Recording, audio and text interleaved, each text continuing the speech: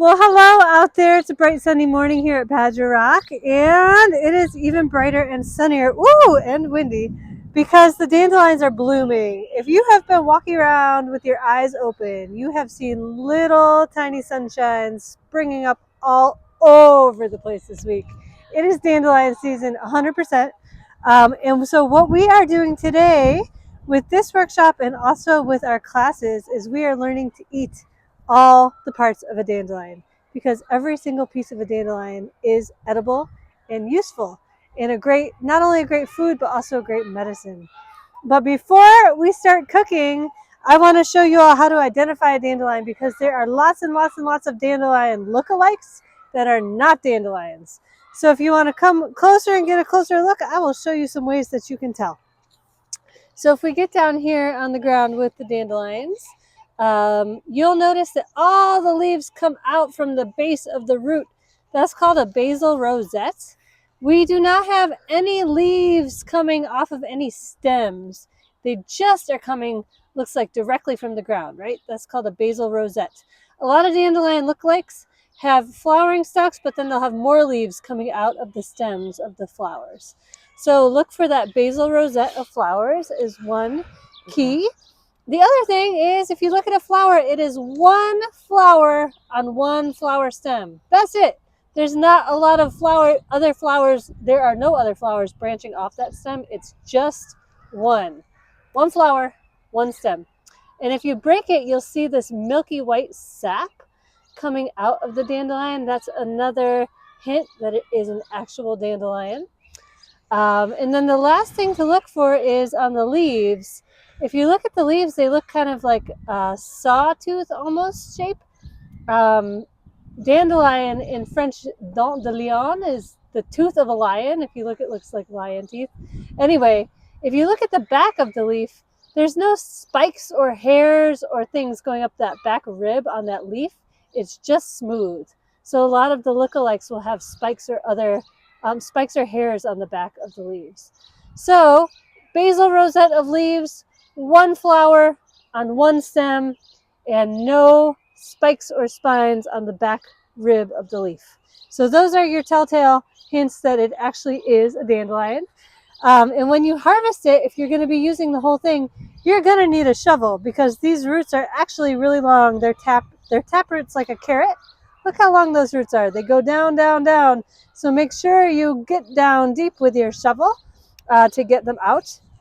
And the other thing to know about dandelions is you don't want to pick them from just any old where. If you pick them from someplace where they have sprayed pesticides on a lawn or something like that, you want to stay away from those dandelions. So know your neighbors, know their lawn practices.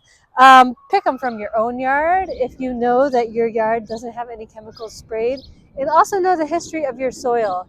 If, for example, you had a shed long ago in your yard that burned down and there was maybe lead paint on that shed, you have to be careful not to dig them out from places where there might be lead in the soil as well or other soil contamination. So most state parks or other public areas that are protected like that are good places to harvest dandelions. Your own yard is great. If you see a lawn with no dandelions, stay away, beware of that lawn. Chances are that lawn has been sprayed with herbicides to kill the dandelions. So know where you're harvesting from. Feel free to come on over to Badger Rock and get some. This is a safe zone with no chemicals. And then to harvest, you just take your shovel. You want to have it pretty much straight up and down so you can get way down deep below that root. Loosen it on up, and you can just gently wiggle that root free. Look how long the root on that dandelion is. It's practically like a carrot. So we're going to learn how to make dandelion root coffee. It's not caffeinated. It's not actually coffee. It's a healing, delicious beverage. Dandelion leaf salad and dandelion flower fritters. So let's head up to the kitchen and get busy. See you in a minute. Here we are in the kitchen with our dandelions. I washed them. Look at this beautiful root. Oh my gosh, this is amazing. So we're going to be using the roots to make a dandelion coffee substitute. We're going to be using the leaves to make a dandelion salad, and we're going to be using the flowers to make dandelion flower fritters. So let's get to it, shall we? So for a dandelion salad, dandelion leaves are the best to eat when they're young because the older they get, the tougher they get, and the more bitter they get. So this is the perfect time of year, spring, to harvest your dandelion greens. You can find them in the farmer's market even nowadays, like bunches of dandelion greens. It's like, why would you buy those things when you can go out and pick them yourself? So go out and pick some dandelion greens. They're tender and delicious and not as bitter at this time of year. And dandelion leaves are a great diuretic. So they can help with water retention and those kinds of things. The really cool thing about dandelion leaves, though, is a lot of diuretics leach potassium out of your body. Dandelion leaves are a great source of potassium. So they replenish your potassium while acting as a diuretic as well. So they are a great medicine in that way. They're also just chock full of vitamins and all the early spring goodness to get your body replenished from a long winter. So I usually cut my dandelion greens with some other lettuce just to kind of cut that bitterness, especially if you're cooking with kids, which we will be this week. So I have some lettuce in here already pre-chopped, and you can kind of throw into a dandelion leaf salad anything that you like. So we have some cucumbers that I chopped. I like to quarter my cucumbers so they're bite-sized instead of trying to be unsightly and chew a big old honk of cucumber when you're at the table with your friends and family. I got some sugar snap peas too. These, if you have a hoop house, you might have some already close to harvest. Otherwise, you're getting these in the ground right now, your sugar snap peas. So pop those in there. And then the star of the show is going to be the dandelion leaves. So these are nice, bright green, not tough, not very bitter. And you can also use dandelion leaves to make a tea. It'll be a little bit of a bitter tea, so just be forewarned. But it's a great use of the dandelion is to use up those leaves because they are delicious and they are nutritious and they're a great medicine. And they're growing everywhere. Mother Nature planted them for us. We don't even have to do it. Then just mix those in there. You can throw anything else in here you want. If you have tomatoes, if you have carrots, really anything. But we chose to make ours just a green salad this time around. And then because the dandelion leaves have a little bit of bitterness, we're going to make a dressing that has a little bit of sweetness to kind of cut that bitter. So I'm going to use some oranges, and I'm just going to squeeze some fresh orange juice. I'm going to get about a quarter cup of orange juice out of these oranges. So that's about an orange worth of juice. It's about a quarter cup. So juicing those up, and this will give you a nice kick of vitamin C to get your immune system all boosted up and get you ready for the season as well. I'm going to pour this orange juice in here. And then I'm going to put about a half a cup of olive oil in here too. And the vinegar that we're using, you can really use any vinegar you have on hand, and you can use any oil you have on hand. But olive oil in itself is a great medicine, so we use that when we can. And we're going to put about a tablespoon of apple cider vinegar. Another great medicine. Vinegar is a great probiotic to add to your gut to really get your gut health going. And so we're putting in some apple cider vinegar. And then, like I said, a little bit of sweet to cut that bitter of the dandelion greens. We're going to put a couple of tablespoons of honey. If you prefer to use something like maple syrup, you could. But honey is great, especially as we're celebrating dandelion season and the flowering things coming back for the honeybees. And then we'll do just a touch of salt, maybe like 1/8 of a teaspoon. Boop. And a touch of black pepper, again, maybe about 1/8 of a teaspoon. Oops, not that much. Boop. And then we're going to whisk it up. So the orange juice and the honey really make this delicious, mixed with the apple cider vinegar, which apple cider vinegar has a little bit of sweetness too, because it's made from the apples. So it's a little bit of sweetness to cut that bitter. And then we'll just toss this all together, and you have a beautiful dandelion leaf salad. So good.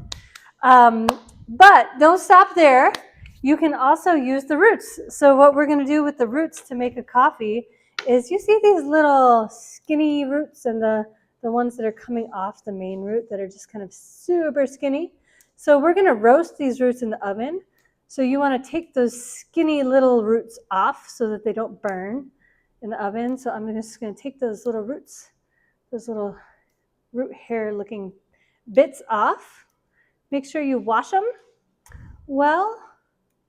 And then what you're going to do is you're going to just cut them before you roast them. So you want to put your oven to about 350 degrees, and you're going to roast them for about 10 or 15 minutes, just until they have kind of that roasting smell to them. And when you roast dandelion roots, you're also preserving them because they can last roasted in a jar for a really long time.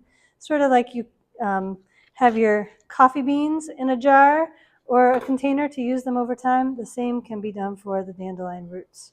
So you just then take your dandelion roots. I'll usually use a parchment paper, but you'll literally just put them in a single layer on a cookie sheet and bake them at 350 for 10 to 15 minutes, I would say, but keep an eye on them because if the roots are really small, they may burn more quickly. So check them every now and again.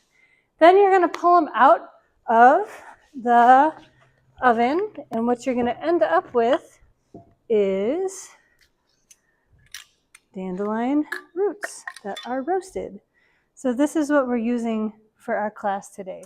All right, so now to make our dandelion root coffee.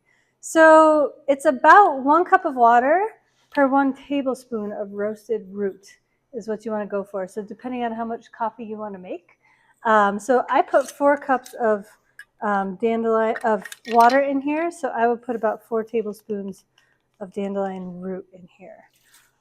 But for today, I'm just going to put actually a couple so that we have enough for our classes for the rest of the week too. Dandelion root too is an amazing medicine.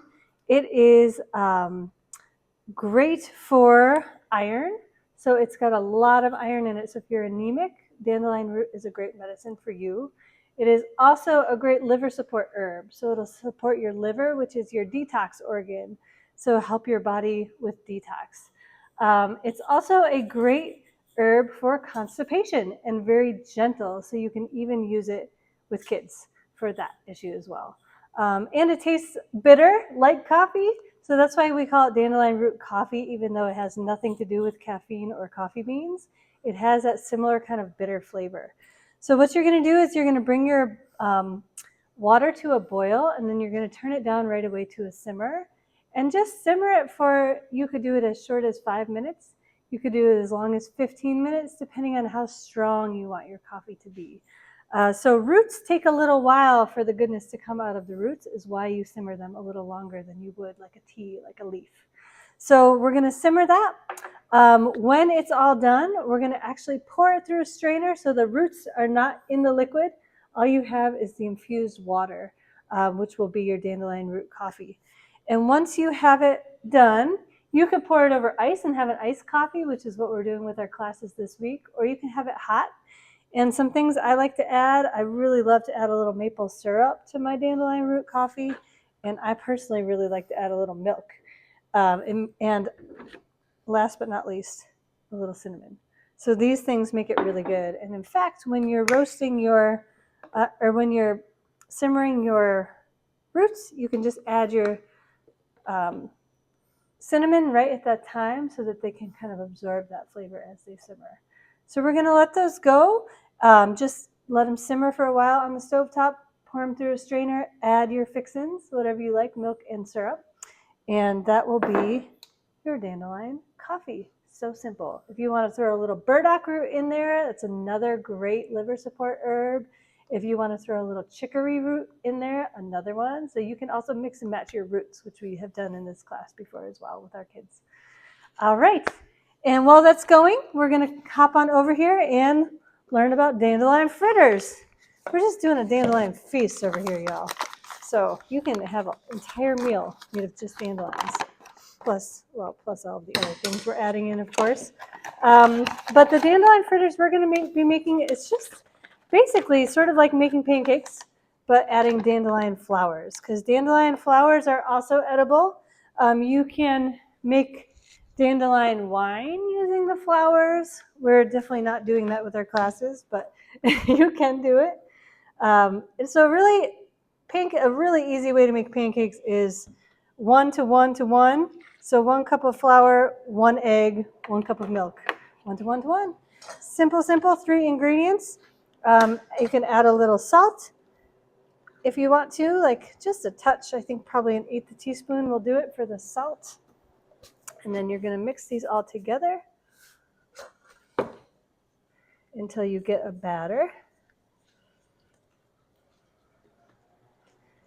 And then to make the fritters, you can either take individual dandelion flowers and coat them one at a time in batter and fry them. So you have like a little, almost like a dandelion flower popper situation. Or you can just take your flowers and you can put them right in the batter, which is what we've been doing just for the ease. Fold them right in. The entire flower is edible. So that's it. So easy. And I cannot tell you how many times I heard yesterday, I'm eating a flower. Like, it's really exciting and different to eat something that is blooming. So then I just put a little butter in a pan, put it to about a medium heat. And I'm going to find a little scoop here. Melt your butter. And the dandelion flowers, I mean, you wouldn't think you could just pop a dandelion flower in your mouth and eat it, but you can. So if you want to add a little bit of dandelion flowers to your dandelion leaf salad as well for the color, you sure can. We did that yesterday with our classes, and it was definitely a hit. Then they had 2 opportunities to eat flowers, which is pretty fun. So just make sure your butter's a little melted. That's just to add a little non-stickness to your pan. Get them in there.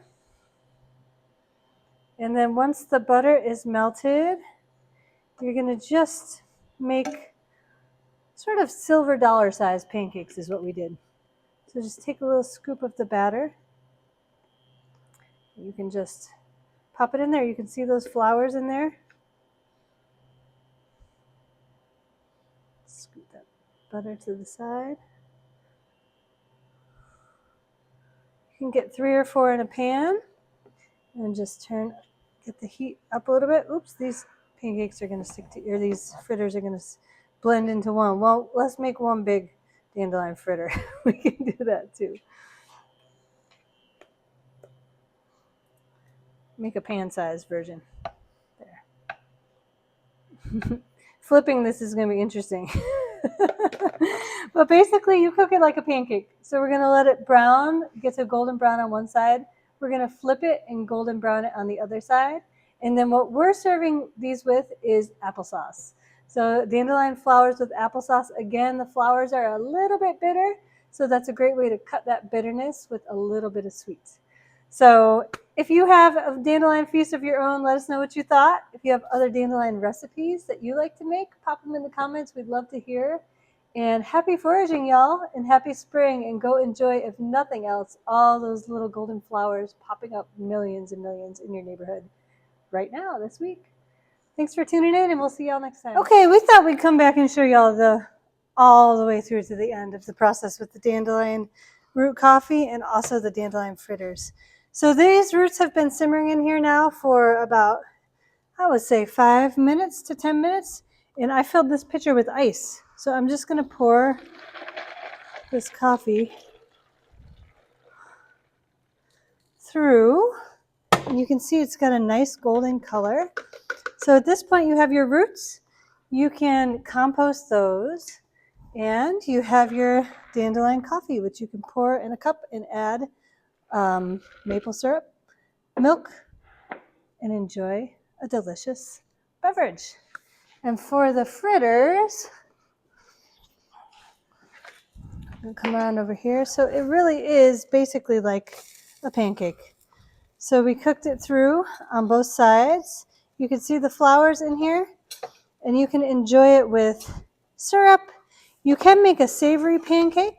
Sometimes I'll add an Italian seasoning blend to a dandelion flower fritter, and then you can just serve it up on a plate. Pop some applesauce on top of it, some maple syrup on top of it. If it's a savory one, you might just add a little butter and enjoy your dandelion flower fritter.